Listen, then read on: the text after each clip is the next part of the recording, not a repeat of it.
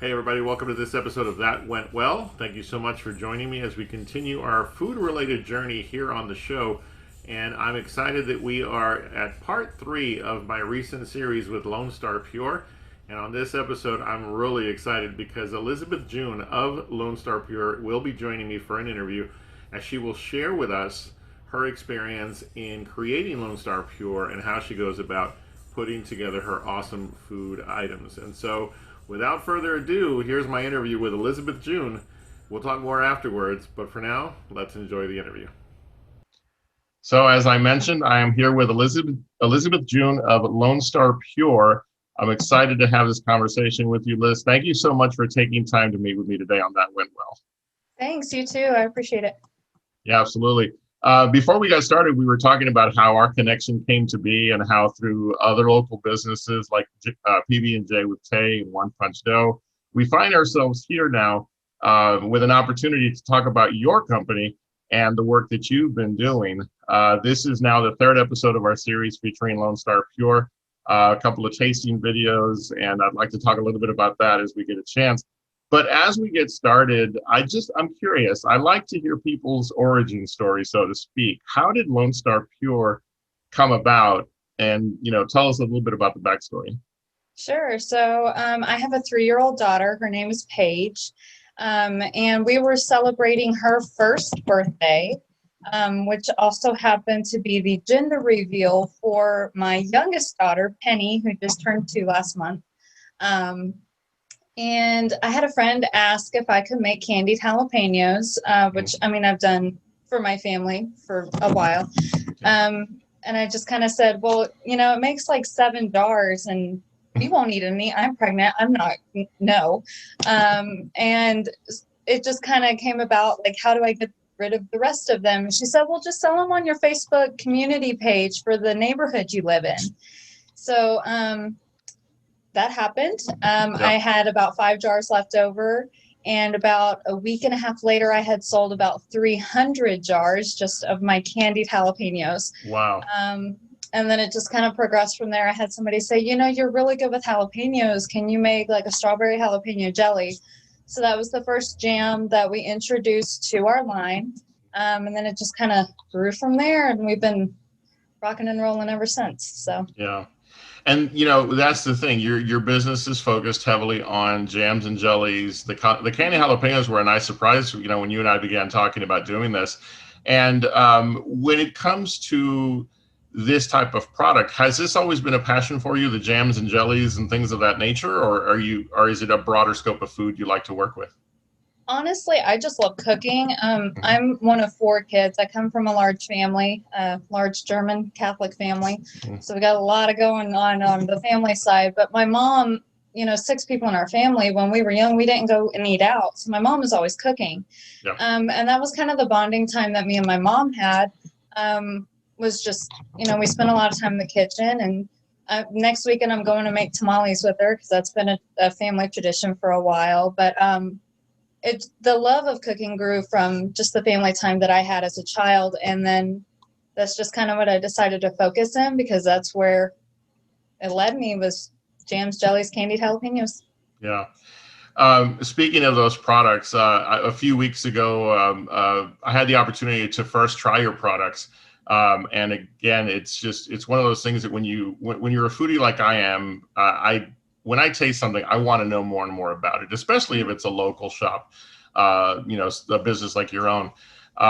Recently, with the tasting episodes that were just published, I got to try 3 more, the blackberry, the strawberry jalapeno you mentioned a moment ago, and also the peach jam, which let me tell you. How do you go about deciding what types you're going to make? Is there a secret, or is it just about what's available? What goes into your decisions on what flavors to create?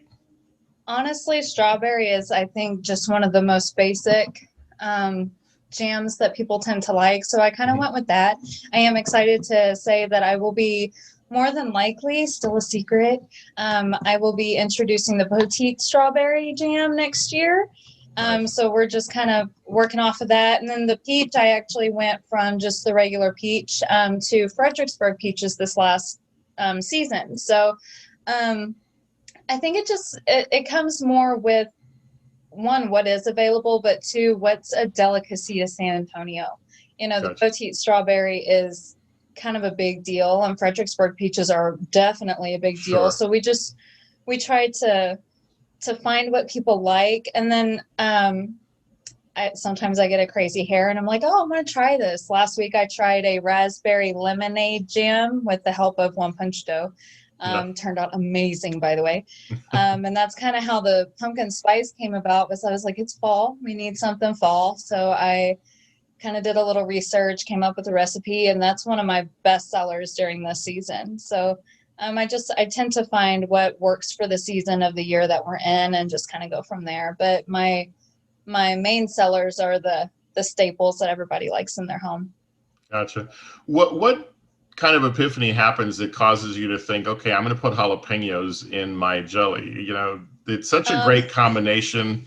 You know, the sweet and the heat work so well together. How did that come about? Well, you're in Texas, so it's Yeah. kind of like you can't get away from the heat anyway, so why not add a little bit more, right? Sure. It was just one of those things where somebody said, hey, can we try it? And I was like, I mean, why not? What's it going to hurt? Yeah. And then, you know, it worked with the strawberry jalapeno jam. And so I was like, let's add it to everything. You know, you get kind of a double dose on the flavors, because every flavor that I have without jalapeno, I have with, Right. minus like the pumpkin spice. That would be weird. Yeah. But so, I mean, we have the strawberry with and without jalapeno. We have blackberry with and without jalapeno, blueberry. We kind of like to double dip and have a little bit of everything for everybody. Cause I mean, we take it and we put it on meat as a glaze. So Yeah. you can use it on everything really. So Sure. add a little more heat. Yeah, absolutely. And they're such great products. They're so tasty on so many different things. As I think through your menu of items, the biggest thing I know since I started following you on social media is the sheer volume of product that you're able to create. What's a typical day for you? Or is it even fair to call it typical? You know, the amount of work you put into. It's never typical. Like I said, I got 4 kids at home right now. 2 of them go to school full time. 2 are under the age of 4. So it's crazy. Yeah. My typical day usually does not involve cooking, because when I do cook, I cook in batches and I get a whole bunch out in that one day that I'm cooking. So usually I like to cook 2 to 3 times a week. But like I said, recently we've just grown. Yeah. It's been a huge blessing. So I'm actually having to find more time to cook. I am the only cook for the jelly stuff. So every product you get is made by me. I don't have an assistant. I don't have, nobody to help me with the prep work, nothing. So it's harder and harder to find time as our life gets a little more busier. But a typical day usually does not include cooking. But on the days that I do, once I get up, I'm going until way after dark, just because of me being the only one. So usually I get about 2 days where I'm just rocking and rolling, and nothing but jelly. Husband has the kids and he's on his own. So yeah. And as I hear you talk about it, Liz, it's very obvious that this has become a huge passion for you. Did you find there was a sort of tipping point where you said, yeah, I'm all in on this and we're just going to go for it? And what did that feel like? What was that about, or how did that feel? That's actually a funny story. So back when COVID first hit, me and my husband sat down, because we also have another business that we own and we run that full time. And then he works full time. And then we have this jelly business. So we got a lot going on. And so I kind of sat down with him one night and I said, look, we got to either figure this out, or we need to put it on the back burner and worry about it later once things kind of get back to some sort of normalcy. We've done that about 4 or 5 times. And every time we have done that, we've gotten a very huge opportunity to work with another customer. The first time that we talked about it was PB&J with Tay. The second time was I got in touch with a very large farmer's market, and they wanted me to just have all of my stuff in there and help them run the booth and everything. So I got to put a good footprint up there. The next time it happened to be Janine, who just put me into motion with a whole bunch of other different people. And then the last one, I actually just had a vegan store reach out to me and say that they wanted to stock their shelves with my product. So that's still in the growing phases. But every time we've said we want to put it on the back burner, there's different plans that come up. So we've decided to just go full force, and we've taken down our website and everything because we're having to revamp because of our growth. So it kind of just got to a point where we were like, look, there's every time we want to, there's a sign, and it's telling us we have to push forward. We would be doing ourselves an injustice if we didn't do it. So it just kind of came with the decision of let's make it work because we gotta. So. Yeah, that makes a lot of sense. So, one of my favorite questions to ask folks who are in the food business of any sort is, as much as you focus on the jellies and jams and so forth, the candied jalapenos, which, by the way, the candied jalapenos, number one in the episodes that just came out, we love your naming system, by the way, the fiery, fierier, and fieriest. That's so Thanks. Our wheelhouse.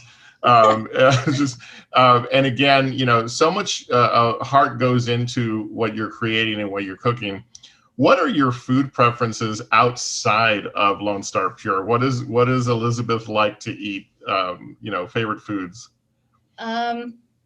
Mexican food, specifically chips and salsa. That's like, I go to a Mexican food place based off of their chips and salsa. So it doesn't matter what the rest of the food tastes like. It's that. And then I also really love Chinese food. Gotcha. Yeah. I judge a lot of Mexican restaurants by their queso. So that's sort of what I go for every single time. Yeah, absolutely. And surprisingly, I will be completely honest, I am not a jalapeno person.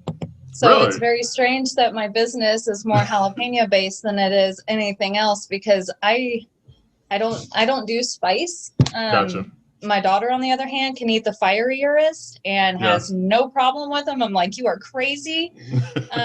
But yeah, I don't do the spice. So it's kind of funny that that's what I ended up doing. So. Sure. Yeah, that's it's always awesome when the unexpected is what occurs. So right.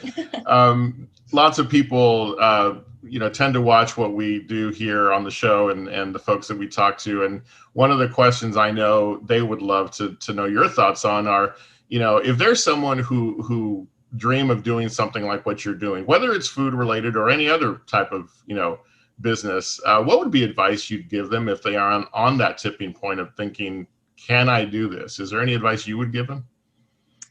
I would say be patient with yourself, but also understand, kind of like I had to, that if it's meant to be, it's going to make itself known that it's supposed to happen.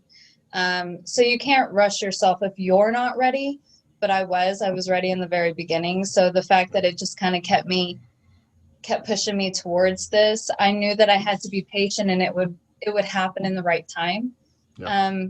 And also I had somebody ask me the other day, what advice do you give for any jam business? And it's don't rush it. We started out small, and that was one of the best things that we could have done, was start out small and just see how much we could handle. And I feel like that helped me the most through this difficult season with COVID, was just, I knew there would be days where my children needed me, so I couldn't rush me. I couldn't rush my jam business. I couldn't rush everything around me because it would take away from so much more other than just my business. And in order for me to be successful, I have to be successful in every aspect of my life. Yeah. So I had to make sure that balance was there.